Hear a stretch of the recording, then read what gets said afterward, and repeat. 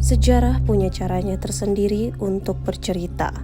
Namun pesan yang datang secara turun-temurun itu biasanya menjadi pengingat bahwa banyak orang-orang yang berjasa hingga dunia yang ditinggali bisa seperti sekarang.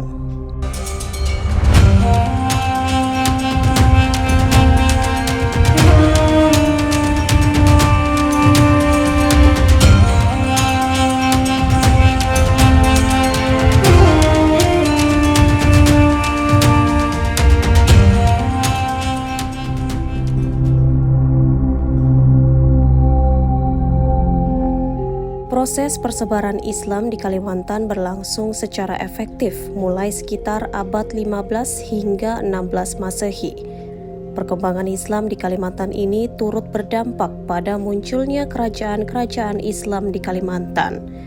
Adapun jejak penyebaran Islam di Kabupaten Pasir, Kalimantan Timur berawal dari salah satu seorang mubalik sekaligus murid dari Sunan Giri, yaitu Indrajaya yang bergelar Abu Mansyuh atau juga dikenal dengan nama Abu Mansyur. Nah, Tribuners, sekarang Ami lagi ada di Cagar Budaya Meriam Kesultanan Pasir, di mana di sini ada yang disebut dengan namanya Batu Indragiri. Dan waktu Ami masuk, di sini juga menjadi perhatian Ami adalah di sini juga ada meriam-meriamnya, Tribuners. Dan Ami penasaran apa sih di balik hal-hal tersebut. Langsung aja yuk kita masuk ke dalam. Ayo. Abu Mansyuh merupakan salah seorang mubalik sekaligus murid dari Sunan Giri. Atas izin Sunan Giri dan Kesultanan Demak, beliau melakukan dakwah dan juga mensiarkan Islam di bumi Kalimantan, khususnya Kerajaan Sadurenggas.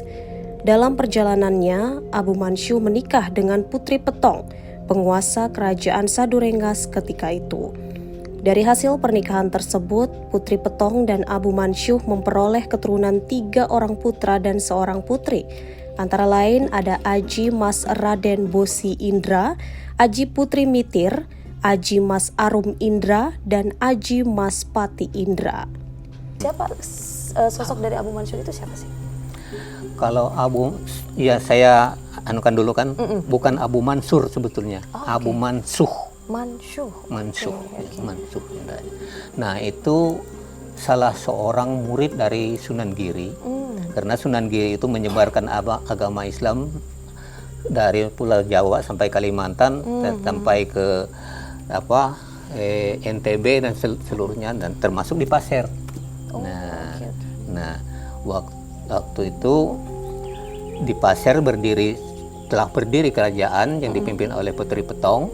Nah, beliau mengirimkan salah satu muridnya kan untuk menjalin hubungan istilahnya, karena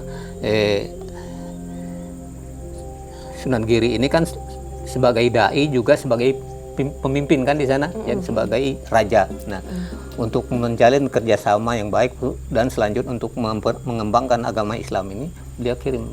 Nah, namanya Indrajaya. Nah, jadi sebelum berdirinya kerajaan Pasir yang dipimpin oleh Putri Petong tadi, waktu Kakao Kop itu berlayar mencari sosok pemimpin Pasir yang betul titisan Pasir. Nah, dan sampai ke Kepulauan Maladewa ya, waktu itu, dan kembalinya dari sana mereka singgah di wilayah Pulau Jawa. Dan di sana mereka melihat suatu pertarungan istilahnya adu kesaktian, kesaktian senjata. Nah, tiba-tiba waktu itu salah satu anggota dari tim Kakao Kop tadi ini ditantang oleh mereka dan dilayani. Nah, akhirnya terjadilah.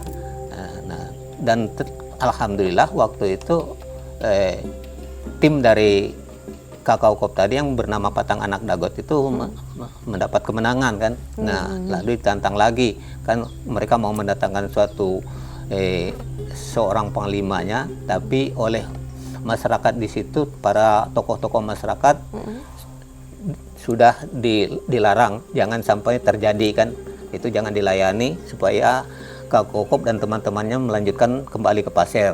Takut nanti apa yang diusahakan ini malah terbengkalai sia-sia. Nah, setelah terangkatnya Putri Petong menjadi raja di Pasir. Nah, tokoh-tokoh masyarakat di sana itu ingat peristiwa itu, jangan sampai terjadilah istilah kesalahpahaman ini berlanjut. Kan setelah dua kerajaan ini, oleh sebab itu diutuslah sebagai kalau sekarang itu hubungan diplomatik lah itulah antara kerajaan supaya untuk memperbaiki hubungan hubungan tadi. Nah, oleh sebab itulah Indrajaya ini tadi diberi gelar Abu Mansuh. Mansuh itu dalam bahasa Arab itu menghapus. Menghapus kenangan yang kurang baik ini menghapus kenangan-kenangan buruk artinya. Kenangan buruk. Akhirnya diberi gelaran tersebut beliau. Dan kapan dikasih gelaran itu waktu itu? Maksudnya tahunnya? Waktu beliau diutus ke sini sekitar abad ke-15 karena pelantikan Putri Petong itu menjadi raja adalah kurang lebih 1568 Masehi. Oh, oke, 1800-an beliau mendapatkan gelar tersebut ya. Nah, setelah beliau diutus dan supaya lebih erat lagi, lalu oleh yang mengutus dari sana itu supaya langsung ini, karena Putri Petong ini masih sendiri istilahnya, itu langsung dinikahkan. Nah, supaya lebih erat lagi karena antara hubungan perkawinan ya. Kita balik lagi dalam kembali lagi ke penyebaran agama Islam. Kapan sih beliau datang ke Pasir untuk menyebarkan agama Islam ke Pasir, dan pada saat itu kapan akhirnya beliau berhasil menyebarkan agama Islam ke Pasir? Nah, kalau untuk penyebaran Islam itu memang karena kalau kita berbicara dari awal sebetulnya Putri Petong ini adalah keturunan dari Nalau Raja Tondoy. Nah, Nalau Raja Tondoy itu adalah kerajaan yang ada di Pasir ini sebelum kerajaan Putri Petong. Nah, waktu itu terjadi bencana alam, akhirnya kerajaan ini hancur dan Nalau Raja Tondoy bersama istrinya mengungsi ke suatu tempat yang namanya lingkungan Tasik Jemiring. Nah, di sana lahirlah anak mereka yang bernama, nama asli Putri Petong ini Haji Rentik Manik Jalangembang ya. Nah, setelah ini lahir, sebelum lahir bapaknya meninggal dunia, si Nalau Raja Tondoy tadi, dan setelah itu umur kurang lebih 1,5 tahun meninggal lagi ibunya. Nah, lalu dibawa oleh paman beliau pergi ke luar daerah, yaitu sampai ke Kepulauan Maladewa tadi, yang paman beliau yang bernama Reja Ajin Bun. Nah, di sanalah beliau didik. Nah, kebetulan di wilayah itu saat itu sudah Islam. Oh, sudah Islam sebenarnya pada wilayah itu. Tinggal memperkuat aja ya pada saat itu. Jadi oleh sebab itu oleh paman beliau tadi ini diajarkan sudah agama Islam. Nah, sampai beliau menjelang dewasa diajarkan juga cara memimpin, cara apa. Pokoknya sudah. Nah, setelah itu baru dikembalikan ke sama paman yang ada di Pasir yang bernama Aji Sulinsong. Nah, Aji Sulinsong inilah yang mendidik beliau dan mengangkat beliau, mengantarkan beliau ini ke Kakaukop tadi untuk diangkat jadi raja Pasir. Nah, setelah itu jadi raja Pasir tadi itu kan diutuslah tadi kan. Nah, di Indrajaya tadi ini langsung setelah masuk, karena ini sudah Islam kan, jadi tidak ada halangan lagi. Benar, tinggal memperkuat aja ya. Memperkuat. Nah, memang saat itu cara penyebaran agama Islam mereka itu kan hanya pendekatan secara pribadi kan. Oh, dari pribadi ke pribadi. Oke. Nah, dan mereka tidak mau istilahnya frontal, istilahnya bertentangan dengan apa budaya-budaya yang ada. Nah, memang begitulah cara mereka. Dan yang paling diperkuatkan waktu itu adalah tauhid. Nah, karena yang dihadapi itu kan sama juga seperti di wilayah-wilayah lain, yang dihadapi itu kan antara masyarakat ini yang menganut animis atau agama-agama yang lama ini banyak menggunakan ilmu-ilmu hitam, ilmu Oke. jadi dari penyebaran agama ini mereka tidak membawakan istilah mengajak masyarakat ini langsung sholat cuma keyakinan dulu. Nah, itulah yang dikenal dengan sifat 20. Sifat 20. Nah, itu keyakinan agama itu zikir-zikir. Nah, itulah yang diterapkan dulu sampai berpuluh-puluh tahun itu. Karena untuk merubah dari animis ini memang agak susah. Dan saya lihat memang animis sampai sekarang belum bisa hilang dari Indonesia ini. Benar-benar ya. Jadi melalui penyebaran secara personal ya akhirnya ya, dibanding secara frontal yang pastinya takutnya nanti bakal ditolak ya. Bakal ditolak. Akhirnya secara personal, salah satunya mungkin dari budaya juga, hal-hal seperti itu cara penyebarannya. Oke. Kalau misalkan beliau ini setelah beliau menyebarkan agama Islam, apakah beliau tetap memilih tetap tinggal di Pasir atau sempat bermigrasi sebelum? Kalau beliau itu baik Indrajaya ataupun Imam Bawa, mereka itu menetap sampai berketurunan, dan setelah istri mereka meninggal baru mereka kembali lagi ke asal. Ke asal kemana? Seperti Indrajaya tadi kembali ke perguruannya kan di Giri, Sunan Giri. Dan kita sampai sekarang tidak tahu keberadaannya di mana. Demikian juga Imam Pawa kembali, entah sampai ke Hadramaut atau tidak, kita tidak tahu. Jadi tidak diketahui kapan beliau wafat atau di mana beliau wafat sebenarnya? Tidak tahu. Oke. Abu Mansyuh sendiri dikabarkan kembali ke tempat asalnya di Demak setelah sang istri mangkat. Namun ada beberapa peninggalan dari Abu Mansyur yang masih terjaga hingga saat ini. Salah satunya adalah batu yang kemudian dikenal dengan nama Batu Indragiri. Batu ini terletak kurang lebih 500 meter sebelah tenggara dari Museum Sadurenggas, Kecamatan Pasir Balengkong, Kabupaten Pasir, Kalimantan Timur. Budayawan Pasir yaitu Aji Jamil mengungkapkan bahwa batu-batu tersebut dibawa oleh Abu Mansyuh Indrajaya dan menjadi salah satu bagian dari perjuangan beliau saat pertama kali tiba di Tanah Pasir untuk menyebarkan Islam. Batu ini sendiri dibawa Abu Mansyuh pada abad ke-15 ketika beliau pertama masuk ke Tanah Pasir beriringan dengan misi diplomatik. Oke, Bapak, kita akan masuk ke Batu Indragiri yang tadi juga sempat Ami datangin pada saat itu kan, Batu Indragiri. Bagaimana sejarah batu itu bisa sampai ke Pasir?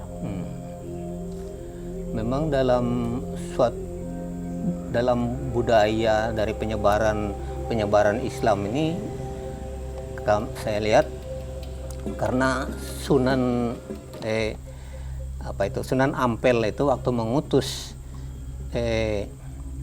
Sunan Giri untuk berdakwah ke Pulau Jawa, itu beliau menitipkan segenggam tanah kan, lalu di mana tanah ini yang cocok, nah disitulah yang mendirikan perguruan.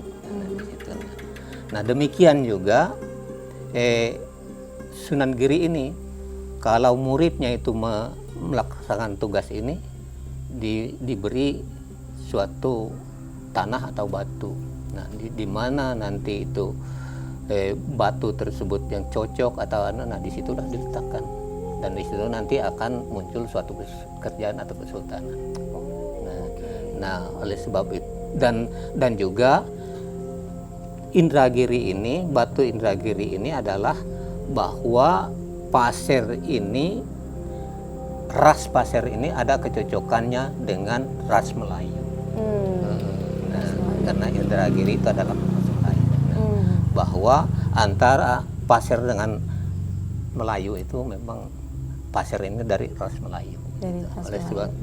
Dan pertanda bahwa beliau meletakkan itu di Pasir Balengkong, di Benungo waktu namanya, nah bahwa nanti kesultanan itu kan berdiri di situ. Oh, wow. Oh, berarti makanya batu itu akhirnya diletakkan di situ ya. Dan itu ada di abad berapa aja sih batu itu? Maksudnya kan batunya bukan cuma satu ya, ada beberapa batu ya. Apakah batunya itu berbeda-beda atau memang sekaligus satu Iya, di box? sekaligus. Oke. Pada abad keberapa batunya? Nah, itu tadi waktu abad ke-15 tadi waktu beliau pertama masuk. Oh, pertama masuk sudah yang membawa batu itu. untuk tadi kan, untuk misi diplomasi diplomatik tadi. Nah, Oke. Dan untuk jenis batunya sendiri ada jenis apa aja? Nah, saya tidak karena tidak mengerti masalah bebatuan. Oke, jadi tadinya itu niatnya memang batunya itu Iya. untuk dipakai sebagai hubungan diplomatik ya, Iya. untuk memberikan kayak semacam menghapuskan kenangan buruk Iya. ya, niat baik untuk Niat membawa baik, diplomatik. dan bahwa menandakan bahwa ras Paserin dengan ras Melayu adalah sama. Gitu. Oke. Nah, kan Bapak, batu itu kan cukup bersejarah ya, bahkan sangat penting ya. Apakah ada kabar-kabar kalau batu itu pernah berpindah tangan atau berpindah posisi gitu? Ada cerita-cerita hal seperti itu? Dulu ada sepupu saya Iseng, Hmm. nah, dikantonginya salah satu batu yang, nah akhirnya hampir disambar petir beliau. Oleh sebab itu sampai sekarang tidak ada yang berani mengotak-atik batu tersebut. Oh, jadi sampai sekarang batu itu tidak pernah berpindah. Tidak pernah berpindah ke situ. Benar-benar semua batu itu Iya, masih ada di situ masih tetap. utuh di situ. Oh, oke. Sementara jenis dari beberapa buah batu ini belum teridentifikasi secara jelas. Meski begitu, kondisi fisik batu ini dipastikan utuh dan juga terawat. Tidak ada nampak terkesan kikisan dari batu tersebut. Demikian dengan ukiran atau pahatan tulisan yang juga tidak tampak pada batu Indragiri tersebut. Batu ini terletak berdampingan dengan sebuah 5 meriam kuno, tersimpan di bawah bangunan yang beratapkan kayu dominan berwarna coklat serta pagar senada. Dalam budaya penyebaran Islam dari Kesultanan Pulau Jawa, ketika terdapat utusan dakwah, maka seorang murid akan diberi bekal sebagai simbol perkembangan dari persebaran Islam. Konon, jika sebuah batu yang dibawa berdakwah diletakkan di suatu wilayah, maka nantinya sebuah kesultanan akan berdiri di wilayah tersebut. Nah, Tribuners, tadi kita sudah melihat batu Indragiri, di mana batu ini Tribuners merupakan batu peninggalan pada zaman penyebaran agama Islam di Pasir. Dan batu ini dibawa oleh ekspedisi oleh Abu Mansur Indra, yang dimana pada saat itu dia merupakan dari kerajaan Demak. Yang menariknya Tribuners, di sekitaran dari batu Indragiri ini terdapat juga meriam-meriam yang merupakan peninggalan dari bangsa Portugis pada masa perang saat itu. Download Tribun X sekarang, menghadirkan lokal menjadi Indonesia.